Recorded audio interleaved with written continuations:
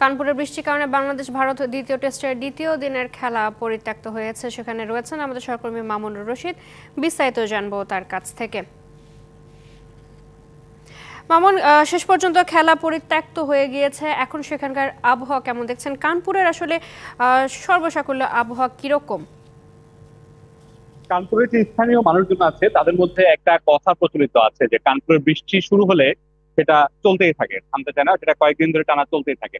তো সেই বিষয়টা আমরা আসলে দেখতে পাচ্ছি কানপুরে এখনো বৃষ্টি ওভাবে জোরালো বৃষ্টি না থাকলেও গুড়ি গুড়ি বৃষ্টিটা কিন্তু এখনো আছে।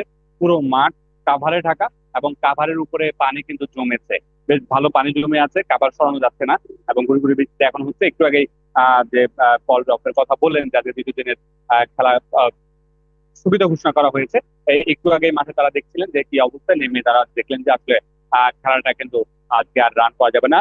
বাংলাদেশ ভারত দুই দলই সকালে এসেছিল এবং কিন্তু তারা সকালেই পরিস্থিতি দেখে, অবস্থা দেখে তারা কিন্তু সকালেই হোটেলে চলে গেছে। একটা মজার বিষয় বলি, এখনো কিন্তু স্টেডিয়ামে বা যে গ্যালারি গুলো আছে সেই গ্যালারি গুলোতে কিন্তু সমর্থকরা এখনো পর্যন্ত অপেক্ষা করছেন। তারা হয়তো এখন জানেন না যে ম্যাচ বাতিল হয়ে গেছে। এই বৃষ্টির মধ্যে তারা সকালে এখন পর্যন্ত বসে আছেন যে একটা বল যদি মাঠে গড়ায় বা তাদের প্রিয় যে তারকারা আছেন, ক্রিকেট প্লেয়ার আছেন, তারা যদি মাঠে নামে তাদেরকে দেখার জন্য। 65% পর্যন্ত বিদ্যুৎ বিল সাশ্রয় করে আপনাকে রাখে প্রশান্তিতে। ওয়ালটন ফ্যান হাওয়া বদলে দেয়। তারা কিন্তু এখন পর্যন্ত অপেক্ষা করছেন ভারতীয় সমর্থকরা। তো তাদের সেই অপেক্ষাটা নিশ্চয়ই তারা হয়তো কিছুক্ষণের মধ্যে জানতে পারবেন যে আজকে মাঠ বল গড়াচ্ছে এবং তারা ফিরে যাবেন। এবং কানপুরের যে আবহাওয়া, তাতে মনে হচ্ছে যে আমরা আবহাওয়াতে আগেও বলেছিলাম যে টানা প্রথম 3 দিনই বৃষ্টির সম্ভাবনা আছে এবং সেটা এখন পর্যন্ত এই অবস্থাতেই আছে। আগামীকালকে বৃষ্টির ভালো সম্ভাবনা রয়েছে, ভালো বৃষ্টির সম্ভাবনা রয়েছে। তো সেই জায়গা থেকে আগামীকালকেও ব্যাট বল মাঠে গড়ায় কিনা সেটা নিয়ে কিন্তু একটা সন্দেহ রয়ে গেছে।